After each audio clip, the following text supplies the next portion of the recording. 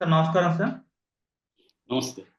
Sir Jaganmohan Reddy గారు అంటే ఏపీలో విస్తృతంగా వర్షాలు కురుస్తున్నాయి. వరదలు కూడా రావడం మనం చూసాం కదా సార్. అయితే వీటన్నిటికి గల కారణం చంద్రబాబు నాయుడు గారే. ఆయన వల్లే వరదలొచ్చాయి. ఆయన వల్లే ఈ విధంగా మునిగిపోతున్నాయని చెప్పేసి ఆయన కామెంట్స్ అయితే చేశారు సార్. అసలు ఇంకా జగన్మోహన్ రెడ్డి గారు ఏం చెప్పారు? మరి వరదలకు చంద్రబాబు నాయుడు గారు కారణం ఏ విధంగా అవుతారు సార్? ఆయన వ్యాఖ్యలు మీరు ఏ విధంగా చూస్తారు? అంటే మామూలుగా ప్రతిపక్షాలు అధికార పక్షాన్ని వరదలొచ్చినప్పుడు గానీ, ఏదన్నా కలామిటీ వచ్చినప్పుడు గానీ, విమర్శించడం అనేది కామనే. ఇక్కడ కూడా మనం చూస్తున్నాము రేవంత్ రెడ్డి సరిగ్గా స్పందించలేదు. అందుకే ఇంత పెద్దగా నష్టం జరిగిందని ఇక్కడ కూడా బీఆర్ఎసోళ్ళు, బీజేపీవోళ్ళు రేవంత్ రెడ్డిని విమర్శిస్తున్నారు. ఇంకా అక్కడ ప్రధానంగా అక్కడ ప్రతిపక్షం ఆహ్, జగనే కాబట్టి ఎందుకంటే షర్మిల ప్రతిపక్షంలాగా వ్యవహరించట్లేదు మనకు తెలుసు. కాబట్టి ఇంకా అక్కడ జగనే మాట్లాడాలి. సో, నిన్న జగన్ అక్కడ సింగ్ కాలనీ అవన్నీ కూడా పర్యటించాడు. దాదాపు నడుంలోతు నీళ్ళల్లో కూడా కొన్ని చోట్ల నడవాల్సిన పరిస్థితి ఏర్పడింది. సో, ఈ క్రమంలో జగన్ ఆహ్, చెప్పిన 2 వాక్యాలు చెప్పాడు. ఒకటి, ఈ వరదనేది మ్యాన్ మేడ్ ఇదని చెప్పాడు. దీని మీద ఆల్రెడీ ట్రోల్స్ చేస్తున్నారు.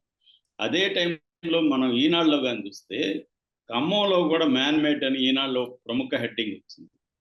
అన్ అంటే ఆహ్, దీంట్లో మ్యాన్ మేడ్ అనే దాంట్లో జగన్ ఉద్దేశ్యం ఏంటి అనుకున్నప్పుడు జగన్ ఏం చెప్పాడంటే 2 రకాల నెగ్లిజెన్స్ చంద్రబాబు వైపు నుంచి జరిగాయని చెప్పాడు. ఒకటి, ఆగస్టు 28వ తేదీ ఐఎండీ ఇండియన్ మెటీరియలాజికల్ డిపార్ట్‌మెంట్ హెచ్చరించింది. దాదాపు 20 సెంటీమీటర్ల కంటే వర్షం కురిసే అవకాశం ఉంది. పైన ఎగువన పడే ఇది కూడా వరదలొచ్చే అవకాశం ఉందని హెచ్చరిస్తే, చంద్రబాబు కనీసం సమీక్ష చేయలేదు దాని గురించి. దాని ముందస్తు జాగ్రత్తలు తీసుకోలేదు. అట్లాగే ప్రజలను అలర్ట్ చేయడం, లోతట్టు ప్రాంతాలు ఎక్కడెక్కడైతే వరదలొచ్చే, మునిగిపోయే అవకాశాలున్నాయి వాళ్ళని అలర్ట్ చేయడం, యంత్రాంగాన్ని అలర్ట్ చేయడం ఇవేవి చంద్రబాబు చేయలేదనేది ఒక ఫస్ట్ విమర్శ. రెండో విమర్శ, చంద్రబాబు కరకట్ట మీదున్న ఉండవల్లిలో కరకట్ట మీదున్న తన ఇంటిని కాపాడుకోవడం కోసం బుడమేరు దగ్గర దాదాపు 11 లాక్స్‌ని ఎత్తేసారు. దానివల్ల ఒక్కసారిగా వరద వచ్చింది. అంటే ఇంటిని కాపాడు కోసం చంద్రబాబే ఈ వరదను క్రియేట్ చేశాడు అనేది రెండవ ఆరోపణ. ఈ 2 ఆరోపణలు ప్రధానంగా చేశాడు. కానీ అది కాపాడుకోలేకపోయాడు. అది కూడా మునిగిపోయింది. కరకట్టలో మనకి మంతెన సత్యనారాయణ ఇంతకుముందు కూడా విమర్శలొచ్చాయి. వరదలొచ్చినప్పుడు ఇవన్నీ పోతాయని అదే జరిగింది. సో, ఖచ్చితంగా వరదల విషయంలో మానవ తప్పిదం అనేది ఖచ్చితంగా ఉంటుంది. ఎందుకంటే ఆహ్, ఎక్కువ వర్షపాతం పడడం ఒక కారణం కావచ్చు. కానీ 98లో కూడా ఇంతకంటే వర్షపాతం ఎక్కువే వచ్చిందని ఇప్పుడు చెప్తున్నారు. రెండోది, లాస్టు 2019లో కూడా 11.35 క్యూసెక్కుల వాటర్ వచ్చింది.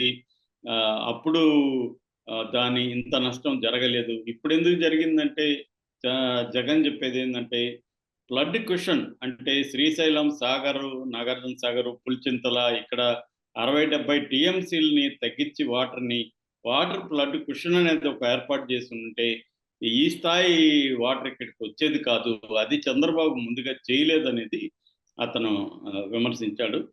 సో, ఏదేమైనా చంద్రబాబు దీనికి సంబంధించి ముందస్తు జాగ్రత్తలు తీసుకోలేదనేది బ్రాడ్‌గా ఫస్ట్ విమర్శ.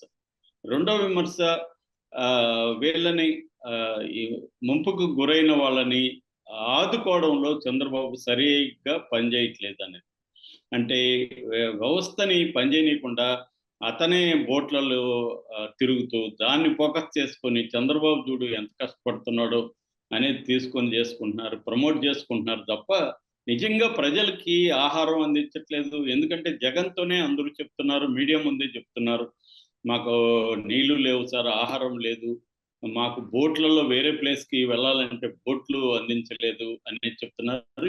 ఇదైతే కరెక్టే. ఎందుకంటే దాదాపు 3,00,000 మందికి పైగా అఫెక్ట్ అయ్యారు. 3,00,000 మందికి సరిపోయే బోట్లు గావచ్చు, సరిపోయే ఆహారం, నీళ్లు గావచ్చి అందట్లేదు. మనం అనేక వీడియోస్ చూస్తున్నాం.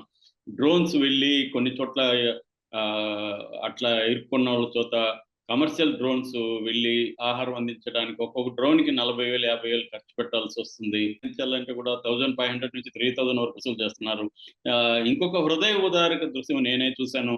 అదేందంటే వాళ్ళు మమ్మల్ని కాపాడమని గజయితగాళ్ళని ఎవరన్నా చెప్తే వాళ్ళు మాకు 10,000 నువ్వు ఫోన్‌పే చేస్తే నేను కాపాడుతానన్నాడు. ఫోన్‌పే చేశారు వీళ్ళు. కానీ అతనికి వెళ్ళలేదు. రీచ్ అవ్వలేదు. దాంతో అతను కాపాడలేదు. కాపాడకపోతే అందులో ఒకరు కొట్టుకొని వెళ్ళిపోయి చనిపోయారు. ఇలాగా ఈ హ్యూమన్ కండిషన్ అంటే వీళ్ళకుండే ఒక వల్నరబుల్ కండిషన్ ఉపయోగించుకొని కొంతమంది ప్రాణాలతో వ్యాపారం అనేది మొదలుపెట్టేశారు. సో దీనికి కారణం ఏంటంటే గవర్నమెంట్ ఫెయిల్యూర్ అనేది ఖచ్చితంగా కనిపిస్తుంది. తగిన బోట్లు అందించలేకపోవడం, వాళ్ళని సహాయక చర్యలు ఇమ్మీడియేట్‌గా తీసుకురాలేకపోవడం ఇవన్నీ కూడా. అందుకని ఈ ఎన్‌డీఆర్‌ఎఫ్ బృందాలు రావడం కూడా లేట్ అయింది. వాళ్ళొచ్చినా కూడా పెద్దగా వాళ్ళేం చేయట్లేదు. ఇక్కడ లోకల్ పరిస్థితులు వాళ్ళకి అర్థమయ్యి వాళ్ళు దిగేసరికి లేట్ అయిపోయిందనేది కూడా చెప్తున్నారు. అంటే ప్రాణ నష్టం అయితే ఎక్కువ జరగలేదు. ఇప్పటివరకు మనకు సమాచారం ప్రకారం ఆంధ్రప్రదేశ్‌లో ఉన్నట్టుగా తెలుస్తుంది. బట్ నానా ఆస్తులు పోయినాయి. పశువులు మొత్తం పోయినాయి. విజయవాడలో ఏ రోడ్డు చూసినా అక్కడ మనకి 5 నుంచి 6, 7 అడుగుల వాటరు ఉంది. సో ఇది ఒకటి బుడమేరుని డీల్ చేయడంలో ఒక ప్రాబ్లము. ఎగువ నుంచి వచ్చే వాటర్‌ని కంట్రోల్ చేయడం అంటే ఫ్లడ్ కుషన్ ఏర్పాటు చేయడంలో ఒక ప్రాబ్లమ్ ఇవన్నీ కనబడతది. వర్షం ఖచ్చితంగా అయితే పెరిగింది. గతం కంటే వర్షపాతం అయితే పెరిగింది. బట్ ఇది రావడానికి కారణం ప్రధానంగా మున్నేరు వరద. ఎగువన మున్నేరు వరద, పులిచింతల ఇక్కడ నుంచి అంతా కూడా వాటర్ రావడం. దాన్ని డీల్ చేయడంలో ఇదైతే కనిపిస్తుంది. ఇప్పుడు వైసీపీ వాళ్ళేమో వాలంటీర్లు సచివాలయ వ్యవస్థ కరెక్ట్‌గా ఉనుంటే వీళ్ళందరికి కూడా ఆహార పొట్లాలు కావచ్చు, మందులు కావచ్చు, వాటర్ కావచ్చు అందించడానికి ఆ వ్యవస్థ ఈజీగా ఉండేది. ఎందుకంటే ఆల్రెడీ ఒక ర్యాపో ఉంటది కాబట్టి వాళ్ళు చేసుంటారు. చంద్రబాబు ఆ వ్యవస్థల్ని నీరుగార్చడం అనేది కూడా వైసీపీ వాళ్ళు విమర్శిస్తున్నారు. ఇటుపక్క తెలుగుదేశం మీడియా కావచ్చు, తెలుగుదేశం నాయకులేమో జగన్ ఈవెన్ చంద్రబాబు కూడా జగన్ 5 ఏళ్లుగా వాటర్ వ్యవస్థ నిర్వీర్యం చేశాడు. అందుకే ఈ వరదలని వాళ్ళు ఆరోపిస్తున్నాడు. మనకు ఆంధ్రప్రదేశ్‌లో ప్రతిదీ రాజకీయమే. నిజానికి ఏందంటే ఇక్కడ రాజకీయాలకు అతీతంగా ఇప్పుడు ఇమ్మీడియేట్‌గా రాజకీయాలకు అతీతంగా వ్యవహరించాల్సి ఉంటది. కానీ మన దేశంలో ఏందంటే రాజకీయాలే ప్రధానం అయిపోయింది. ఇక్కడ కూడా మనం చూస్తున్నాం తెలంగాణలో కూడా రేవంత్ రెడ్డికి వ్యతిరేకంగా వీళ్ళు ఇదే ఆరోపణలు చేస్తున్నారు. రేవంత్ రెడ్డి కూడా ముందస్తు ప్రణాళిక లేదు. అందుకని రేవంత్ రెడ్డి అలసత్వమే కారణం. గవర్నెన్స్ అనేది యాక్టివ్‌గా లేదనేది కూడా వాస్తవమే. ప్రతిపక్షాలు చేసే దాంట్లో వాస్తవం ఉంది. కానీ ఇప్పటికిప్పుడు దాన్ని చెప్పడం వల్ల ఉపయోగం లేదు.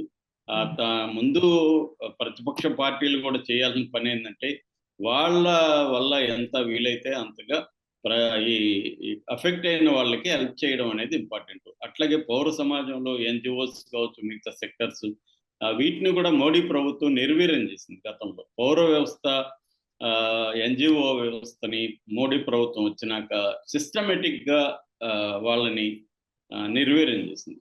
మనకు తెలుసు మన 2009లో అనుకుంటా సునామీ వచ్చినప్పుడు ఎన్‌జీఓలు పెద్ద ఎత్తున వర్క్ చేశారు. దాంట్లో కొన్ని ఎన్‌జీఓలు డబ్బులు దుర్వినియోగం చేసి ఉండొచ్చు. కానీ ప్రజలకైతే దానివల్ల మేలైంది. అట్లాగే అంటే ఈ రకరకాల ప్రజలకి దగ్గరగా ఉండే వ్యవస్థలనేవి ఎప్పుడు కూడా ఇటువంటి కలామిటీస్ వచ్చినప్పుడు పనిచేస్తాయి. ఓన్లీ అధికార యంత్రాంగం మాత్రమే సరిపోదు. ఎందుకంటే అధికార యంత్రాంగం అంత లేదు. వాళ్ళు కూడా ప్రాణాలు తెగించి పోరాలేరు, వెళ్ళలేరు. వాళ్ళని సేవ్ చేసుకునేదానికి చూస్తారు. అందుకని వివిధ పౌర వ్యవస్థలనేవి ఉండాలి ఎప్పుడైనా. ఆ పౌర వ్యవస్థలు ఒక్క రోజులో రావు. అవి over the course of time మనం డెవలప్ చేసుకోవాలి. అది మిస్ అయింది మనకి. ఇక్కడ వాళ్ళ వైసీపీ వాళ్ళు చెప్పిన దాంట్లో కొంత వాస్తవం ఉంది. వాలంటీర్ వ్యవస్థ, సచివాలయ వ్యవస్థ కొద్దిగా పటిష్టంగా ఉంటే ఇప్పుడు ఇంకొంత మెరుగుగా వీళ్ళకి అందేది.